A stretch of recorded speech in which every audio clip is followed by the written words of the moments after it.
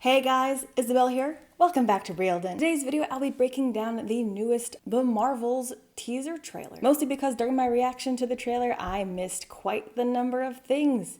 I'll admit it, I missed a lot. So this video is mostly to redeem myself, but also because there are some interesting switches going on throughout the whole trailer and some sneaky editing where they try to trick you into thinking one scene is actually right after the other. But let's see if we can dive on in and spot all the things that's going on in the trailer. So the trailer opens up on a new space station called Saber. You know, we have Shield, and then we had Sword, and now we have Saber. Which is fitting because I feel like a saber is just a smaller version of a sword, because this Saber station is based on the Peak from Marvel Comics, which is a station from Sword in Earth's orbit, basically just to protect Earth from extraterrestrial threats. Now in the MCU, this station could have been erected after the events in Eternals. Personally, I feel like no one's been talking about Eternals, especially after Arishem just showed up.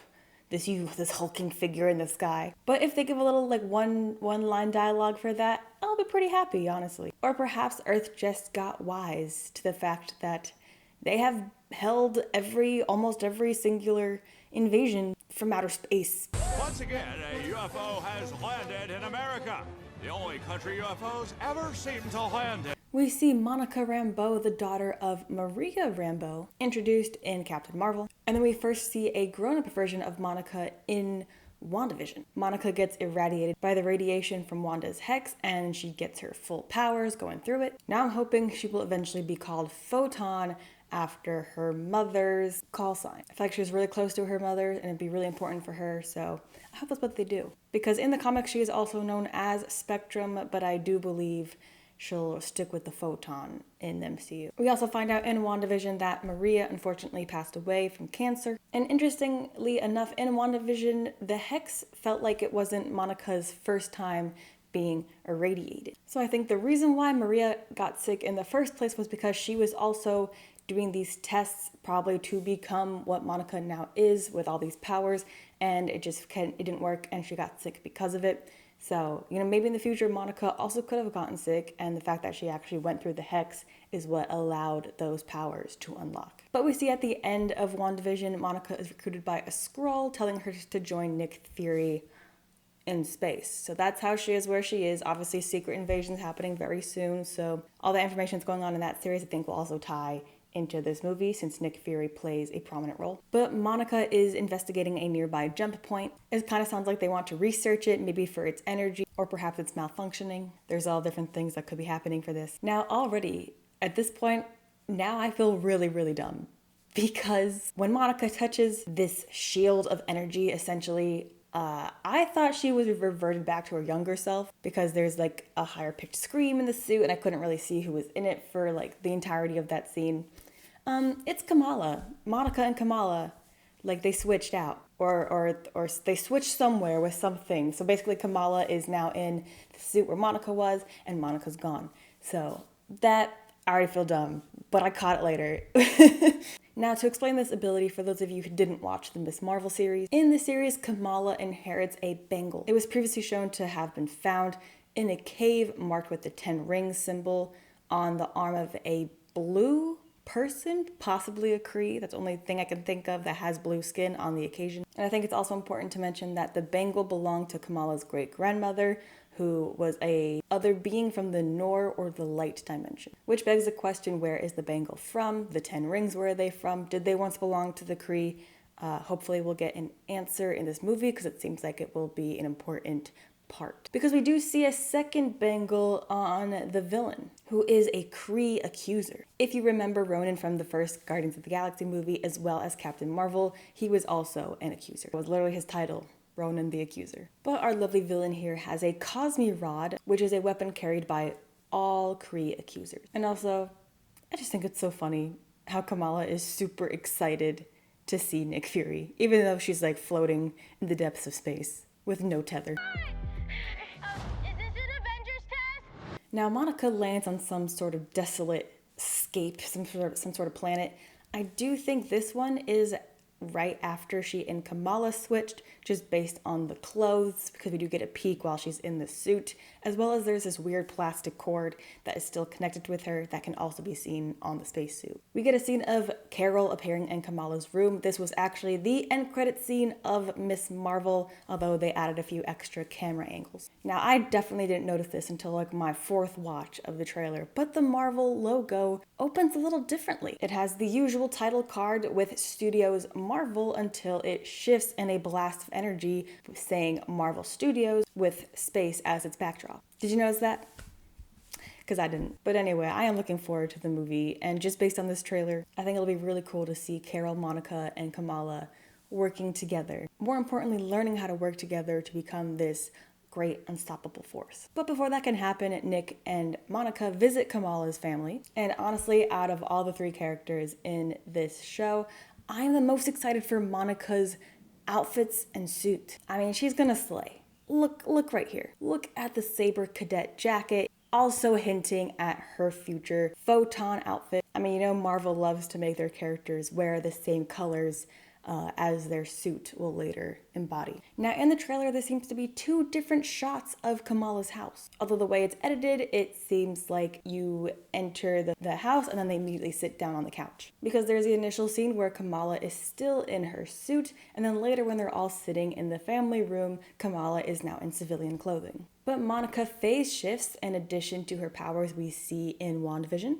As explained in the trailer, she can manipulate all types of light energy, but I do think there's a couple branches that aren't quite light energy that she can still manipulate, basically based on that one scene in WandaVision where it kind of looked like she could use sound to sort of lead her to the red herring.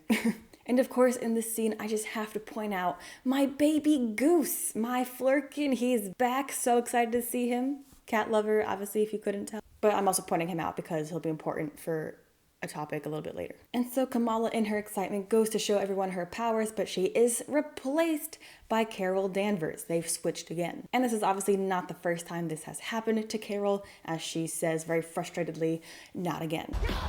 Not again! But Kamala lands in some sort of spaceship hallway, and the way the trailer is edited makes you think that this shift is right after when she and Carol switched in the family room. However, Kamala is back in her suit, not the casual clothes that she vanished in. And Goose is also there with her. So I do think those were two separate scenes happening separate times in the movie as the clothes situation, and Goose was across the room. I feel like he wasn't close enough to get sucked in with her. Also, this scene right here. Perfection. But we do get a new location in the MCU. We get a look at Park So-yoon's character, Prince Yan, which means that this planet we are going to could perhaps be Aladna. And we get a first look at Monica in her photon suit, Queen, yes. Kamala uses her powers to defend herself from, I think, Cree soldiers, it looks like, also in the Saber Station, so that could also be towards the beginning of the movie. I'm not sure how many times they are on the Saber Station, so I think a good chunk of this trailer is just the beginning, maybe 15 minutes of the movie. Although, awesome moves, by the way. We have some dancers on Aladna. When I first watched the trailer, I thought this was similar to the wedding scene in Miss Marvel, so that was not correct. But we get Carol hiding under a jellyfish hat, and as a marine science major, I just appreciate this. Fury's back on the station. He's shouting for the shields to go up, probably to defend from the incoming Cree attack. Again, this could be in the first 20 minutes of the movie. They just come right on in and they hit hard. Also, Fury, he's got to deal with Skrulls and Cree. I feel like this man's had with space. He might retire. And we see a bunch of baby Flurkin. Wouldn't it be awesome if they were gooses? I mean, now they have little armies of Flurkins.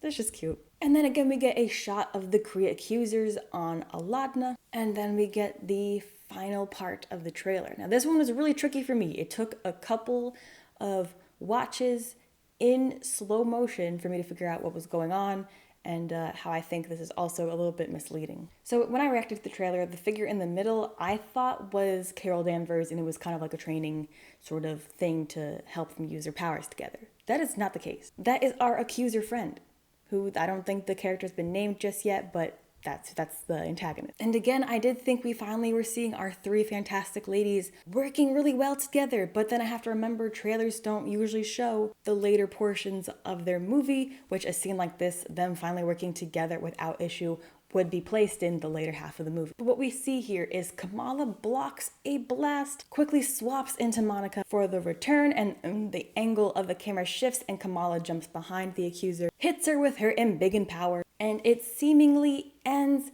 with Carol coming in from the side and hitting her with her own power. But I do think there is a very hard to catch cutscene between probably Monica or Carol running at the accuser and then an entirely different scene later on with Carol. And the reason why I say this is not the three of them working together just yet is because we only see Monica and Kamala being able to swap and shift very easily. Carol isn't really shown to be swapping with any of them. She's still kind of separately fighting. And like I said in my reaction, we were hinted at with Monica, she wasn't very happy with Carol, so I do think there will be some drama between Monica and Carol, and I think they're gonna have to work that out before they can be able to shift with each other without weird awkwardness. They got a lot to work on.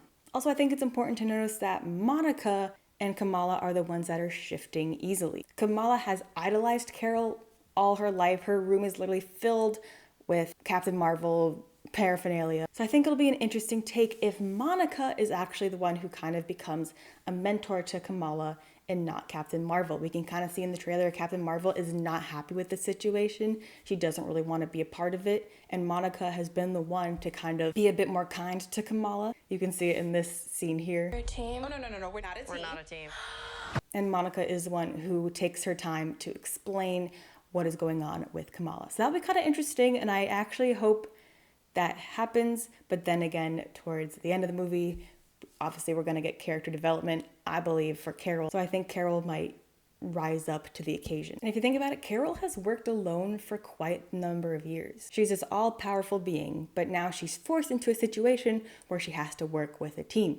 There's literally no other choice around it. But then the last shot, we get the title card for the Marvels, and I just love how it combines all three of them together. We get the swooshing S from Kamala, we get the comet from Monica, and then of course just the main Marvels title card from Carol, which means eventually they'll figure their stuff out, so I have faith. So yeah, hopefully I redeemed myself for everything that I missed or misinterpreted in this trailer. It's a fun watch. It seems like it's going to be a fun movie. I feel like, and I'm hoping there is going to be some like heavy emotions throughout that the tone of the trailer just didn't depict. Again, this is still a teaser trailer, and it came out in April. The movie's in November, so I feel like we're still going to get a lot of hidden things before the movie comes out. But guys, that was my breakdown of the Marvels trailer. Leave a like on the video, comment if I missed anything that you spotted. Feel free to let me know. And are you excited for the movie? Let me know. Be sure to subscribe to the channel so you don't miss Marvel movie reviews, Marvel reaction videos, and on the occasion, Marvel breakdown videos. But guys, thanks so much for watching, and I'll see you next time.